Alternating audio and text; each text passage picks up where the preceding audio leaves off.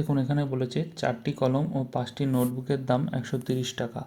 যদি একটি কলমের দাম 25% বৃদ্ধি পায় এবং নোটবুকের দাম 20% হ্রাস পায়, তবে দুটি কলম ও 4টি নোটবুকের দাম হয় 82 টাকা। একটি কলম ও দুটি নোটবুকের আসল দাম কত?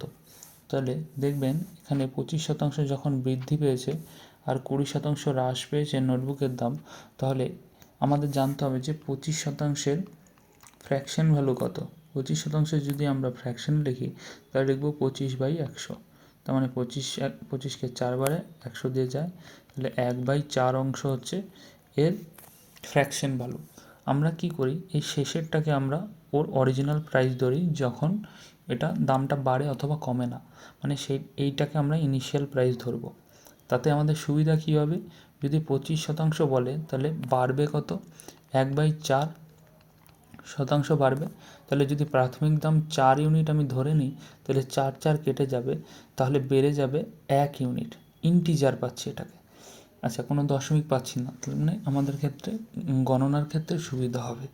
আচ্ছা 1 ইউনিট যদি বাড়ে তাহলে বর্তমান দাম হয়ে যাবে 5 ইউনিট। এর জন্য আমরা এটার ফ্র্যাকশন ভ্যালুর নিচে যে ভ্যালুটা থাকে সেটাকে আমরা ধরি। আচ্ছা তাহলে 25% বৃদ্ধি পেয়েছে, তাহলে ধরে নিলাম যে কলমের দাম আগে ছিল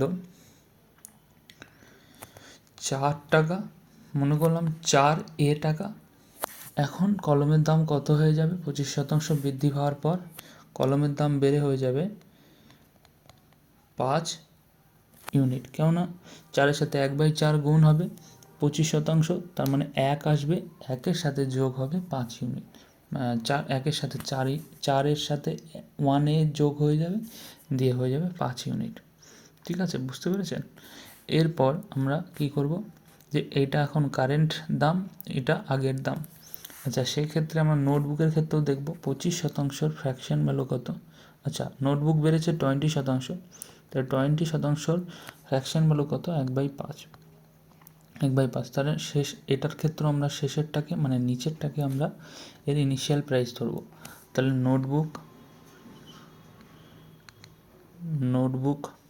নোটবুকের দাম কত ছিল আগে, মনে করলাম 5B। ঠিক আছে, তাহলে এখন কমেছে, তাহলে 1-এর 5ই কমবে, 1-এর 5 কমা মানে 1 কমা, তাহলে 5B এর থেকে 1 কমে গেলে হয়ে যাবে 4B। ঠিক আছে, এটা হচ্ছে নতুন দাম, আর এটার ক্ষেত্রে এটা হচ্ছে নতুন দাম। তাহলে প্রথম ইকুয়েশন বলেছে 4টি কলম ও 5টি নোটবুকের দাম 130 টাকা। তাহলে এইটা ওর পার কলমের দাম আর এটা ওর পার নোটবুকের দাম। তাহলে নোটবুক কটা নিয়েছে, 4টি নিয়েছে, তাহলে 4 × 4 যোগ এখানে নোটবুক কটা নিয়েছে, নোটবুক 5টি নিয়েছে, তাহলে 5B × 5 সমান হচ্ছে 130। এখান থেকে একটা ইকুয়েশন পেলাম, 4×4 = 16A প্লাস 25B সমান হয়ে যাবে 130। এটা 1 নম্বর ইকুয়েশন আমরা ধরতে পারি। আচ্ছা 2 নম্বর ইকুয়েশন একটা তৈরি হবে, বলেছে যখন হ্রাস পেয়েছে তারপর দুটি কলম ও 4টি নোটবুকের দাম হয় 82 টাকা। তাহলে দুটি কলমের দাম কত, নতুন দাম ধরতে হবে আমাকে, তখন দুটি কলমের দাম হয়ে যাবে 5A, আর নোটবুকের দাম কত হয়ে যাবে, কটি নোটবুক, 4টি নোটবুক, তাহলে নোটবুকের নতুন দাম 4B, 4টি নোটবুক 4B সাথে গুণ হয়ে যাবে, এটার দাম হয়ে গেল 82 টাকা। তাহলে 10A প্লাস 16B সমান হয়ে গেল 82। আচ্ছা এটা 2 নম্বর ইকুয়েশন। আচ্ছা আমরা যে কোনো একটাকে এলিমিনেট করতে পারি, এটাকে আমি 10 দিয়ে গুণ করতে পারি, অথবা আচ্ছা এটাকে ছোট করে নিই, এটাকে 2 দিয়ে কাটলে কত হয়ে যাবে, 5A প্লাস 8B, 2×4 = 8, 2×1 2, এইটাকে আমরা 2 নম্বর দিলাম।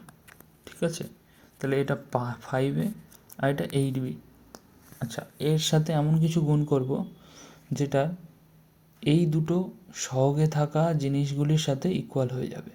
মানে এখানে 16A আছে, এখানে 5A আছে, এই 16টা যদি এখানে গুণ করি আর এই 5টা যদি এখানে গুণ করি, তাহলে এর সহগটা আর এর সহগটা সমান হয়ে যাবে, তাতে আমরা কেটে ফেলতে পারবো। কীরকমভাবে, 5 × 16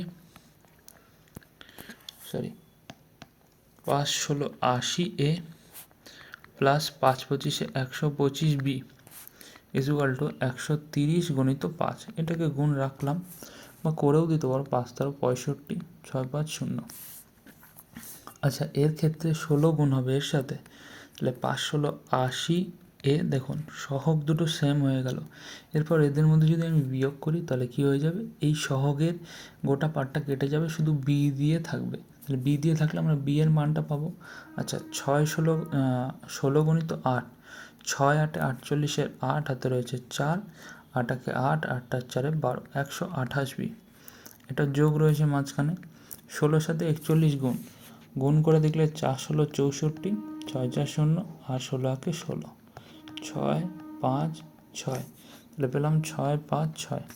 আচ্ছা, এটাকে যদি আমি বিয়োগ করি, এর নিচে যে চিহ্নগুলি থাকবে এর পজিটিভ থাকলে নেগেটিভ হয়ে যাবে, আর নেগেটিভ থাকলে পজিটিভ হয়ে যাবে। যেহেতু এখানে সব কটাই পজিটিভ আছে তাহলে সব নেগেটিভ হয়ে যাবে।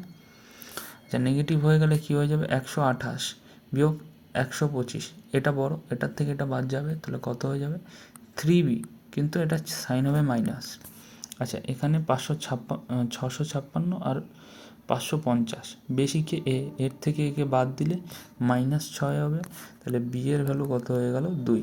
এই মাইনাস কেটে গেল, তাহলে বি এর ভ্যালু যদি 2 হয়ে যায়, তাহলে এখানে আমি যদি বসাই মানটা বি এর, তাহলে 5a + 8 × 2 = 41। তাহলে 5a আর 2 × 16 বাদ গেল, তাহলে 6 আর 5 11, আর 2 25, তাহলে এ সমান হয়ে গেল 5। তাহলে এর ভ্যালু 5, বি এর ভ্যালু 2।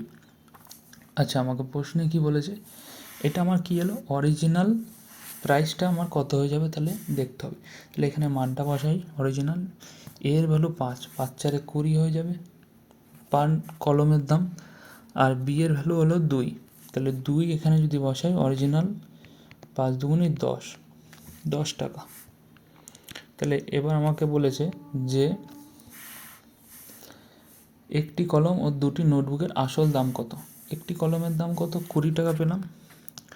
আর বলেছে দুটি নোটবুকের দাম কত হয়ে যাবে, 20 টাকা, কারণ 10 × 2 = 20, যোগ করো 20 × 40 টাকা হয়ে যাবে এর দাম। অ্যান্সার 1 হচ্ছে রাইট। বোঝা গেছে?